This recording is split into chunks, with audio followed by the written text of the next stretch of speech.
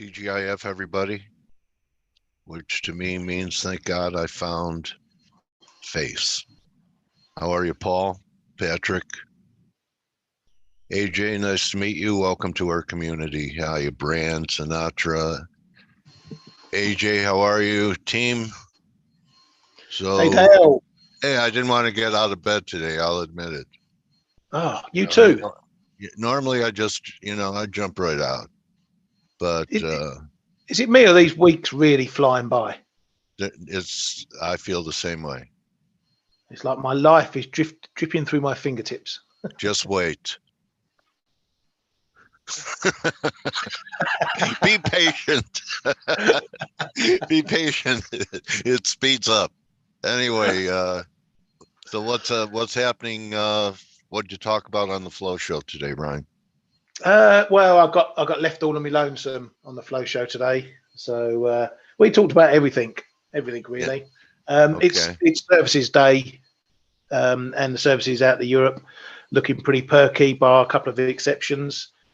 China, Japan, everywhere you look, Hong Kong, services numbers are coming in strong. So a lot of eyes on the Feb ISM coming up a bit later. Yeah. What time's that released? That's released in 2 hours from now. Okay. All right. So after this, yeah, everyone had another chance to short the yen at 37, and look at the reading on this last tie up here, right? So I mean, this is pretty classic. So you have a confirmed high, you have minor divergence here, but it's over 70, and the last one was under 70, not over, like about 64. So vulnerable. I don't know if they could, squeeze another one out on a strong ISM. But I think that's going to be key today. Yeah. We've had all this data, we've had yields pop in, we've had dollar yen pop in, although dollar yen hasn't really followed the yields up above. Yeah, but 4%. Look, I know they've been weaker, but someone's smelling maybe maybe not a strong ISM. Is this just profit taking? I don't think this is the high, because this high is confirmed. So there's your point. The yen and the 10-year. We're diverging in the yen, but we're not in the 10-year. Yeah. So that's going to be a real interesting test for the yen if the 10-year could squeeze out another high. And it's going to be interesting where we close today. I mean, we've tested that 4% level this morning and it's held. I think the real level is probably 3.98, those series of highs we had just before then. Exactly. So back underneath this horizontal is going to be a problem for yields. So I think where we close today is going to be important. If we get a good services PMI, all the numbers looking positive, watch the high in yields. If we get up there, don't break it, I think we're coming back down for a bit of profit taking. The same with dollar yen. If it moves up to those 137 highs, doesn't break it, then that's the market saying we've gone as far as we want for now. Okay. The metals had a good week, finishing the week's not finished, but decent week. So we'll see. Is this all of the first wave and now we're going to correct? I don't know. So, it's all one market, right? So gold's made its gains every time the yen has come off. And this last time the yen came off, the yen, didn't make lower lows, but gold did make higher highs. So there's some pretty good intrinsic strength here. I think it'd be a gift to buy it back at 1820, maybe sometime next week. And everything's going to hinge on, yields, which is going to drive the dollar, which is going to drive everything. I'm curious about, so far in the battleground for the heart and soul of the S&Ps, 3920 was a pretty good number. So it got down to 18. Yeah. Diverging here. So it's like I really don't want to be short much. except maybe, you know, the yen. I'd try the yen because of that, the case of rolling divergences. I would try it at new highs. If we get a, you know, hot ISM, I'd try it at new highs, or I'd wait for next week to sell new highs.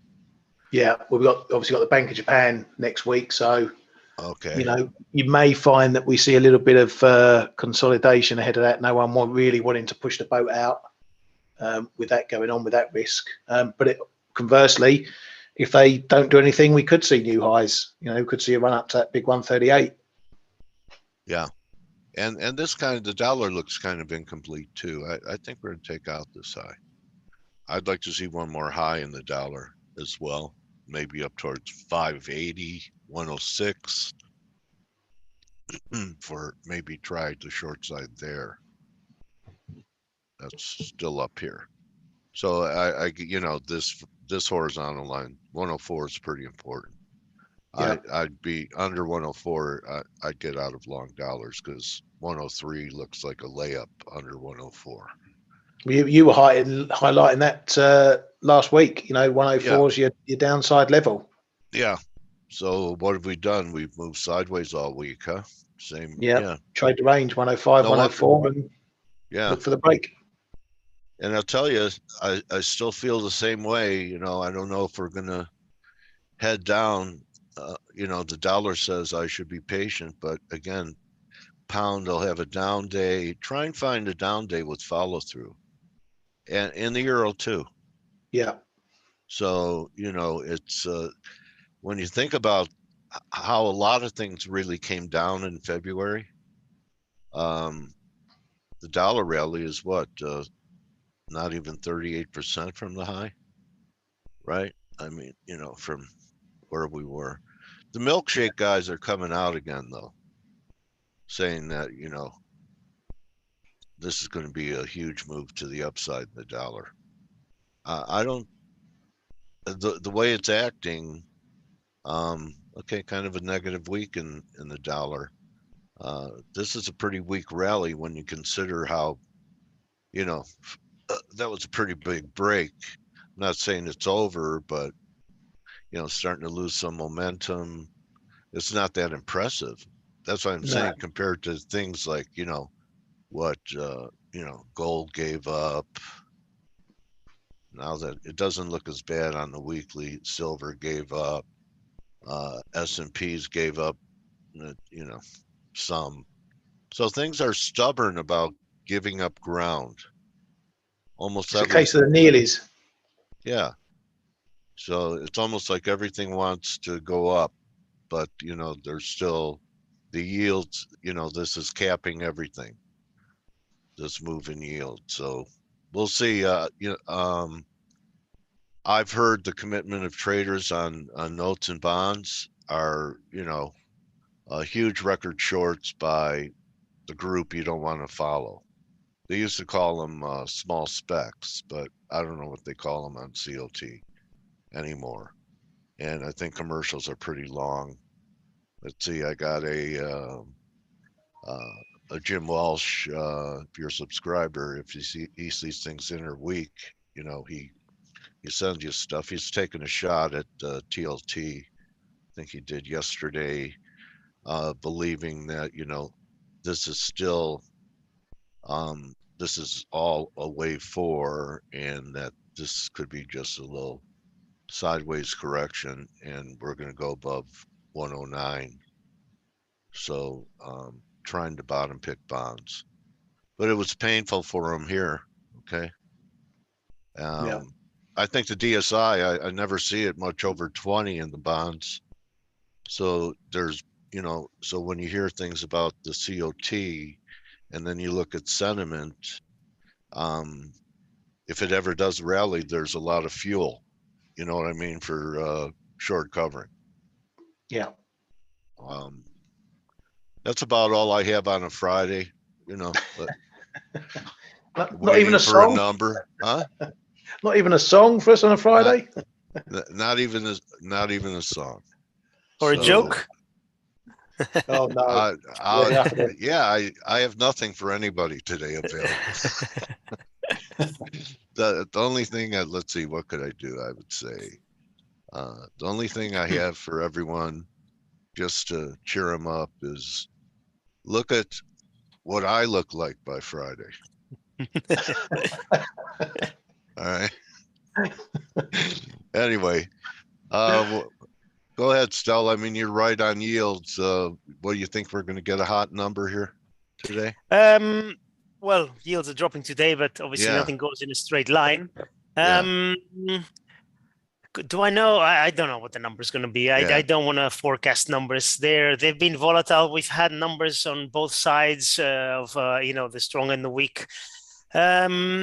No, why do we even bring this guy on if he doesn't know what the number is going to be? I don't know, man. I'm all right. worthless. How about you then, Steve? Is this have we gone I too know far? what the number is going to be, but I'm not allowed to say. Sorry. All right. Well, then tell us with inside information how you would trade bonds into the ISM. Do you think we've come too far too fast? About 80 bips in 4 or 5 weeks. As you know, I'm not a gambler, so I don't like to trade events, right? Unless there is like an amazing mispricing, in my opinion, of the market. If the market thinks that something is like 95% likely to happen, and I believe it's like 30, and I believe it's like 60% likely to happen, that's the only way, for example, I would trade an event as an event, right? Now, I do think that yields should, in general, for the time being, continue to move higher. Perhaps we're going to see a little bit of a further pullback short-term in yields, but I don't see why we should stop here. All right, good point. Just maybe technical considerations. Yeah, we might have a little bit of a pullback, for a few days, but I think it's likely that we're going to challenge the previous highs again. Yeah, maybe back to 380. Oh, on the way back. Yeah. That can be an area that we roughly will revisit. Well, that should continue to support this metal pop, and also a continuation of the decline and the topping action in U.S. dollar yen. Yen should get hit pretty good if that happens, if we pull back here. Yeah, yen follows yields. Yeah, right, and the gold USD yen follows yields almost perfectly, right? So yeah, makes sense. And gold follows the yen pretty closely too. Yeah, yes, they're both heavily influenced by what yields are doing, right? There's no question about it. Of course, gold, for example, under specific circumstances can do its own thing. For example, when we are in situations of financial stress or equivalent fears, but we don't have something like that at the moment to influence the fate of gold. So it's going to be mostly following what yields are doing, more or less. Here's a preview trade. And when we say yields, in the case of gold, we mean about real yields, of course, right? Yeah, although even though we're still not at we're still at negative yields. It does respond. So here's something setting up for next week for 3 in the gold silver ratio, which implies if we peak after this next advance and have a 3 driver up here, that this will be the time to buy silver. My hope was, and I don't know if it's going to happen now, is that silver makes a new low and gets to the fib level and diverges over 30. See, the divergence here was pretty weak, and under 30, 21. So that silver would make a new low. It isn't at all unlikely. I mean, gold make a higher low, and that would be a great tell for me to go and buy silver, because then I think it might begin to outperform. So that's something else I plan that may or may not happen. How about you, Blake? So You have plans? You have anyone have special plans? Oh, I've got all sorts of plans, Dale. You guys ready for them? Man plans and God laughs. Hey, actually, one of the cool things that I get to do to actually this evening is one of our longtime clients. His name's Leon. I'll just tell you that he's going to be in Phoenix. We're going out to dinner this evening, and we're going to go have a couple of drinks. He met Steve and Grega in the at the trade show in New York way back when, like what, 5, 6, 7 years ago, something like that, guys. No, mate, it was in 2019. Like 4, yeah. Oh, well, whatever. Okay, whatever you say. But I wasn't there. You were there. Yeah, So but I'm just guessing. Time flies by, right? It does. I thought it was way before the pandemic, but apparently it was only a couple years before. It was just a few months before the pandemic, actually. Yeah. I know you guys all had a meetup there. He's flying into town, so I get to meet with him this evening and ditch my wife. So that'll be fun. But ahead of that, we got ISM today, and ISM is going to be. I'm just going to call her now. ISM is going to be the mover, and that is going to be what everybody's going to be watching for as we go into weekend. I want to say that as we are in Friday, and this is going to be pretty late in the afternoon, a lot of Europeans have already gone home, or they're waiting just for the New York Open, waiting for the ISM data to come out, and then they're going to be heading out. It's probably going to end up being a trend day. So with that being said, all of the data that you get today, or the data that we get from the ISM, when that data comes out, if it's a big beat or if it's a big miss, we'd have to expect that whatever you see the dollar do, it's probably going to grind that way. No one's going to want to get in the way. I want to warn everybody, because days like today, it's dangerous, because it's been kind of a lackluster week as far as volatility goes. And so, the risk would be, get a real weak number, and then the dollar yen can roll over. Let's just hope. And we can break through this ascending wedge. You can see it developing right here.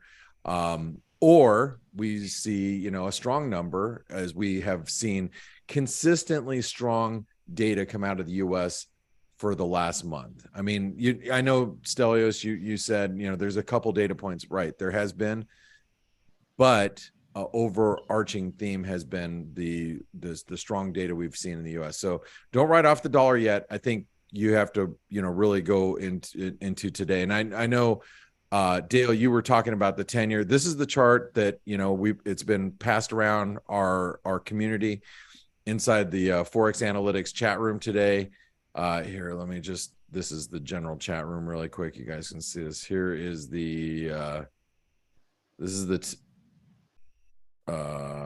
this morning, here's the 10-year yields, right? So, there's your channel in the 10-year yields. If that breaks today, that means if the 10-year starts getting below, 4%, that's when the dollar yen's probably going to break, if it's going to break. But you can see we're in ascending wedge, 127% rejection, big RSI divergence. So it's set up perfectly for a move lower in yields or a miss in US data.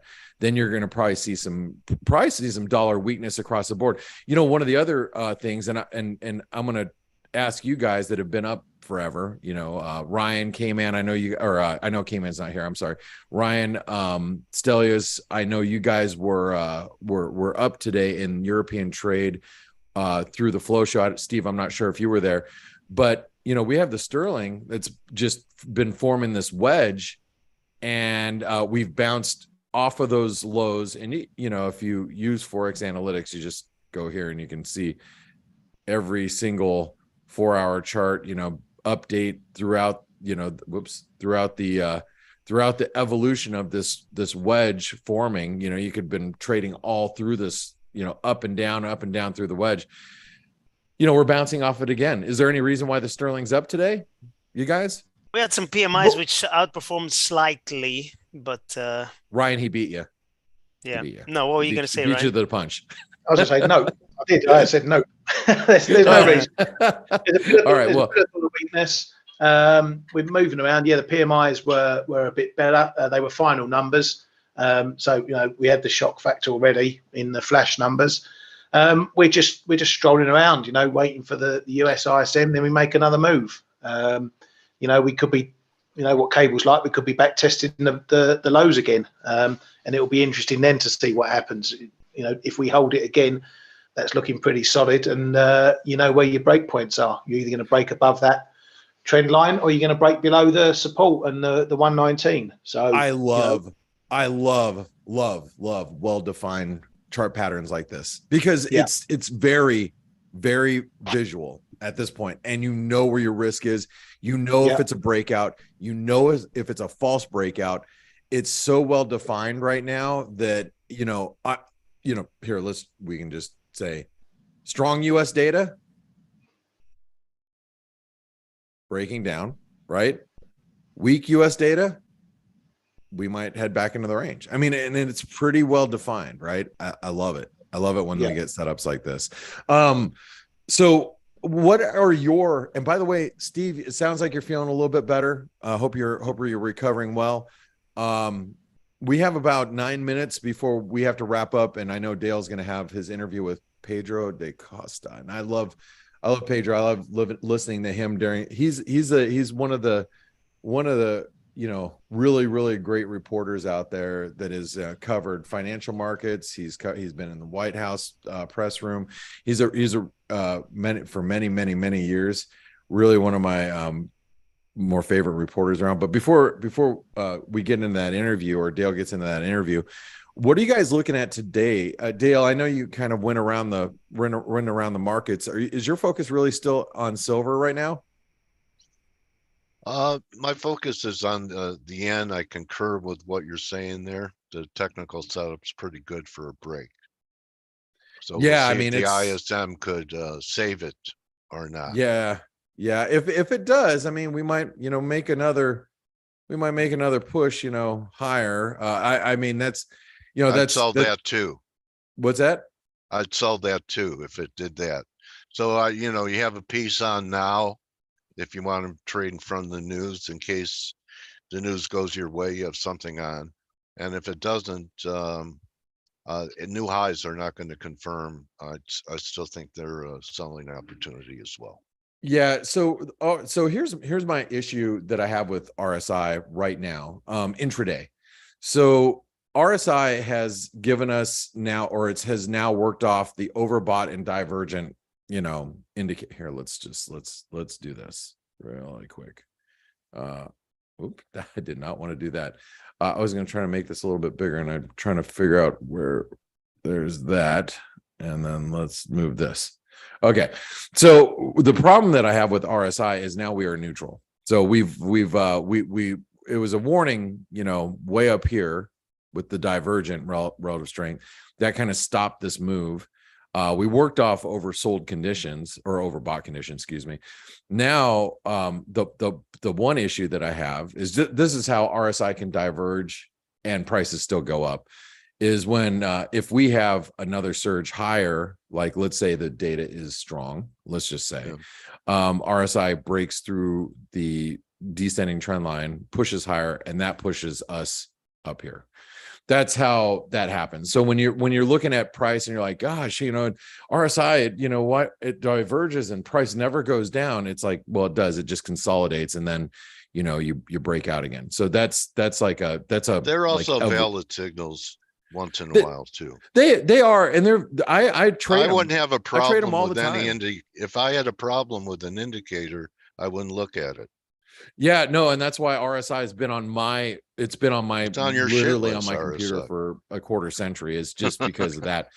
But we get to a point where RSI is at neutral, which it is here, and that's when I'm like, okay, now for me it's a coin toss. But Dale, keep in mind, I am short dollar yen. I've been shorting this for the last week, so I'm holding a position, and I've outlined the whole reason why I am short. Because of the new incoming BOJ governor, the reasons why I think he just says whatever he wants to say politically to get in the seat. And I think his actions are going to speak louder than words in the next couple of months. These are the things that we've been talking about the last couple of weeks. That's why I have been establishing a trade. I do think it is at risk of a breakdown, but I can't dismiss the fact that it could unfortunately go to new highs too. And I got to be prepared for that, right? So, sure. I mean, everything I think Yeah, anything can happen, right? Everything can happen. So I was looking at silver, and here's the one thing that I do want to point out. You were saying silver, I mean, this is previous support, should be current resistance. Look at gold's got this inverted head and shoulder pattern set up. That's something that everybody should be paying attention, because if we have weak data, gold should bounce pretty aggressively, I would think, alongside silver. And if we get weak data, does the stock market go up? What do you think about that, Ryan? If we have weak ISM and people go, thank God, inflation, economy's slowing, the inflation is, and is maybe we're seeing some inflationary pressures recede. Does the stock market continue to recover, especially after this bullish hammer that we saw yesterday in the S&P? What do you think? Yeah, well, I still think there's still some in the market who are still playing that game. Are you? But no. Oh, okay. I still think that the risk narrative is changing. Stocks haven't collapsed even while the Fed has said they're potentially going to higher rate levels. The data's coming good. We're not trading down around 36, 35s and all this like we would do in previous times. So I think the risk narrative is trading. But I think the bigger focus, if this PMI is bad today, that's going to put a lot of doubt into all the numbers we've seen in January, because this one first jumped in January. That 55.2 prior number was a big jump on the December. So if this goes into reverse, people are going to start thinking next week's NFP might be in trouble, because that was an outlier number in January. The retail sales were all big numbers in January. We had a big run of good January data. And if this starts to say, hang on a minute, that might have been a one-off, you might get a whole reprice coming in again. And all of a sudden, tops in yields, tops in dollar yen, and the pivoters start coming out the woodwork again. And then you've got to ask what's going to happen with stocks. Are they going to rally significantly on that? And next week's a big week. I mean, we got jobs report next week. We have the Humphrey Hawkins. Why do we still call it the Humphrey Hawkins testimony, Dale? It rolls off your tongue. It's stuck after was it Greenspan? Yeah, I forgot when they ended it. God, that's a long time. Something else. Here's a question. Here's a question for you oldies. What was the old name for the ISM? Well, Sonny, let me tell you, the old name for the ISM I don't know. What is it? Used to be called the NAPM. Is that Pedro? Yeah, that's me. I'm old enough. Hey, you are. Hey, welcome to the show. You're here early, but you know what? We're so happy to have you. But before I then that's great that Pedro remembers that. He wins a prize. Before we head out, I just want to say thank you all for joining us this entire week. It's been a little bit of, we came into this week saying that we're a little wishy-washy. Well, I've been saying that all week. I use that term, and I hate that term. Been a little indecisive as far as what direction the market was going to go this week. We've seen a little bit of a sell-off in the S&Ps. We've come down to really critical level of support at the 200-day moving average. Previous channel resistance, it held as support. So all the technicals worked out as they should. I mean, we stopped at the 38% retracement, 200-day moving average, channel support. Will it hold? I don't know. This is a value level that longs probably want to be participating. I don't necessarily believe that's the right trade to be on the long side, but I think the market is actually showing us its hand right now. And what's more important is this week's lows, I believe, really kind of marks up that line in the sand for the stock market. So if we get below this week's lows, that's going to be a rather big problem technically for anybody who's bullish longer term. And I know you, like I said, it's been kind of a choppy week of trade, but next week's going to be a hell of a week with the Humphrey Hawkins testimony, with the jobs report. We also have BOJ, right? Ryan? Yeah, that's right. RBA as well. Yeah, and Stelios will congratulate the 25th year that he's been bald, and there's a lot going on next week. Don't forget the full moon. And don't forget the full moon. Stelios, no comment. He's not laughing at this joke. Still, no comment. I am laughing, but silently. Yeah, all right. Well, I want to say, thanks everybody for being around. Remember, one of the most active communities that you can possibly be in is in the Forex Analytics community.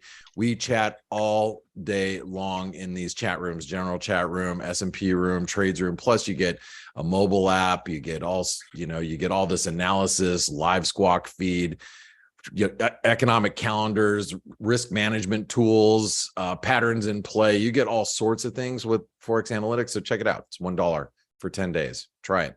All right, Dale, it's all yours. Ryan, Stelios, Steve, and the rest of the team, thank you so much for being with us all week. Thanks, everyone. Yes, everybody. Thank you. Thank you, team. Laying it all out on the court again for the 10,000th week. And Pedro, welcome back to F.A.C.E. What's top of mind, buddy? How's it going? Let's see. Top of mind is the top of the rate cycle, I guess. Okay. My constant and continuous focus. And it's just been amazing to watch the consistent readjustment of what the expected rate peak is. And it still seems like we're in the process of finding that spot. And there it is. Also there's your visual. Incredible to look back. Yeah, exactly. And incredible to look back and at some of the interviews that we did, even middle to late last year, with some of the more perceivedly hawkish kind of former and current officials. And they were right on the money as far as, how high rates would have to go. And again, we're still discussing how high they might have to go. I went to the University of Chicago booth monetary policy forum last week on Friday in New York. And that thing is like a mini Jackson Hole. There are like 8 sitting Fed officials in the room and like every Wall Street chief economist. And the mood was really hawkish. The paper they presented was basically more sort of Fed is behind the curve kind of material. And the tone was very kind of, finger pointing-ish in terms of like, there was a whole session on why the Fed miscast inflation. There's sort of a whole mea culpa kind of session, which again leaves the Fed in a defensive position with regards to an inflation picture that they still don't seem to have a hold of. No, they don't. And not just here, everywhere, globally, right, Pedro? I mean, all these numbers are coming in hot, not just here in the U.S., but everywhere.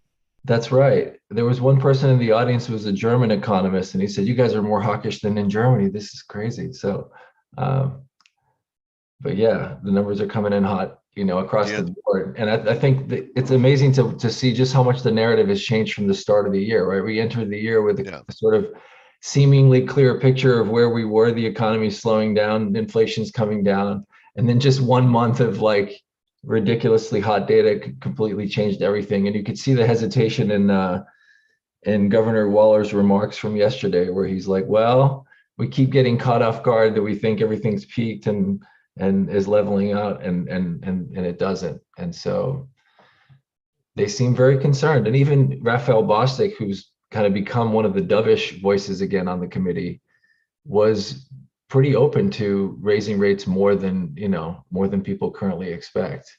So that seems to be the path that they're on now, but we'll see how far they revise up their So what do you think they'll do this month?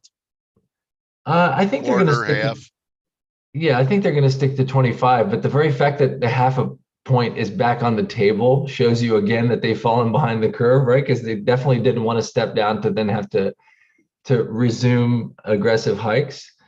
And so I think they definitely go 25, but the key is really how much of a repricing is there in the peak rate, and and how much further did they push out their expectation for when they'll reach the inflation target. Okay, so anything that you see that we should look for in the ISM? I mean, that's happening today.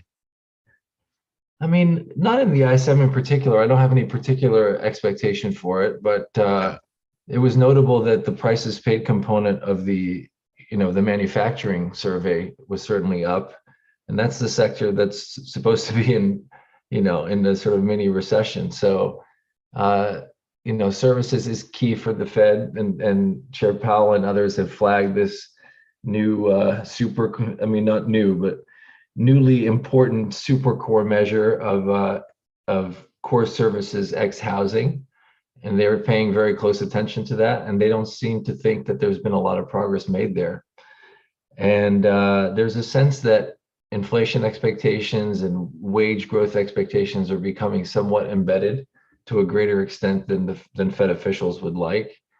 So it's just really an extreme level of uncertainty about the future path of rates and the ultimate outcomes that we're going to get in this cycle. Do you make anything out of the extreme inversions that we have here? It's predicted, everyone's saying it's predicted 10 of the last 3 recessions, saying that it really isn't, it's more about the central planning than anything else. Do you think it means something?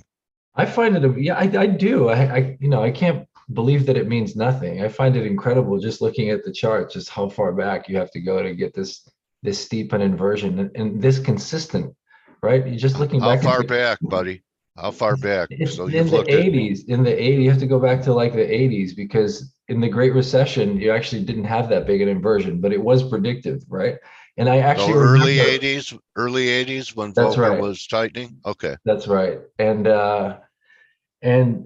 I don't think, and that inversion was steeper than the current one, but this one is, again, when I remember in 2007 writing stories about how people were again dismissing the yield curve as a predictor of recession. I think the leading economic indicator survey even went so far as to take it out of their leading indicator kind of hodgepodge of subcomponents. Okay. And then it turned out to be totally predictive. So I think that this is kind of a recession delayed rather than denied, in the sense that basically the longer, it's this weird contradiction where the longer the economy stays okay, the more the Fed can brag about a soft landing, but also the more they need to do in order to get inflation under control. So it kind of raises the potential cost of a future recession whenever it might come, right? Right, because it has to become more draconian.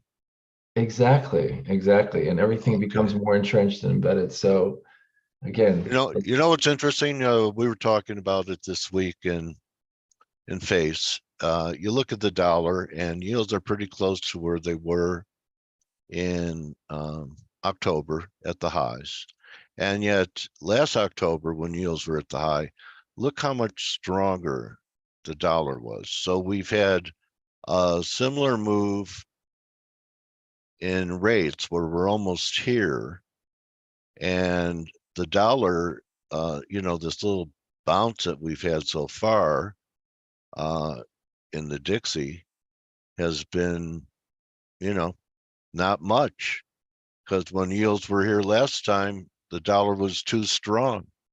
And now it seems that either the interest rate differential or the higher yields don't mean as much for people to want to be in the dollar as it did last fall. Can you explain that? I don't know what to make of that, actually. I defer to you. But isn't it interesting that with all this tightening that we've had in the last month or so, and where yields were when, last time we were in this area right up here, and the dollar was up here, not down here like it is now. Yeah, I wonder how much it has to do with what's going on in the rest of the world, and sort of the expectation that the strength in Europe means that they will peak like kind of later than the Fed, even if they stay lower. And they're more, so if we're hawkish, they're even more hawkish. Especially in relation to their baseline, right? People thought that the ECB would never be raising rates at all. So the fact that they're doing it in half-point increments consistently and talking about 4% rates is pretty significant. Have you had any good guests on? I know you do some interviews. Anyone that we could go to the website and you would recommend us listening to? Oh, absolutely. We do a weekly, sometimes more, like sometimes 2 per week podcast called Fed Speak on the Market News website, and it's also available on Spotify and Apple, et cetera, with a 5-day delay, but it's behind the paywall kind of immediately. And we've had a great string of interviews. We had former Atlanta Fed President Dennis Lockhart. We had. Do you host them, Pedro? I host a lot of them, but my colleagues do as well. How do you like, which side of the microphone do you like better? It depends on the interviewer. I like both, but I prefer asking the questions these days, especially given the level of uncertainty. I prefer not to try to have all the answers. Yeah. But I really enjoy within the Fed system talking to the research directors. I find it super instructive and informative. They're basically the number 2 officials at the regional Fed banks. Right. And so we recently had Andrea Raffo, who's the Minneapolis Fed's research director. I'm going to have next week Ed Notek, who's the Cleveland Fed research director. And the Cleveland Fed is a really interesting bank because Loretta Mester is, kind of a leading hawkish voice, and she's very influential because of her monetary policy experience and expertise. She was research director herself at the Philly Fed before she got this job. And they have something called the Center for Inflation Research, which is doing really interesting work. And they were founded in 2018 when nobody cared about inflation, and suddenly, they have a Center for Inflation Research, and everybody, it's all the rage. So I'll have him on next week. So a lot of great content.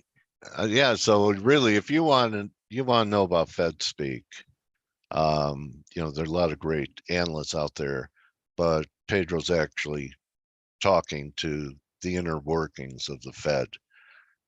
When they're not the headline names, right? But they know what's going on.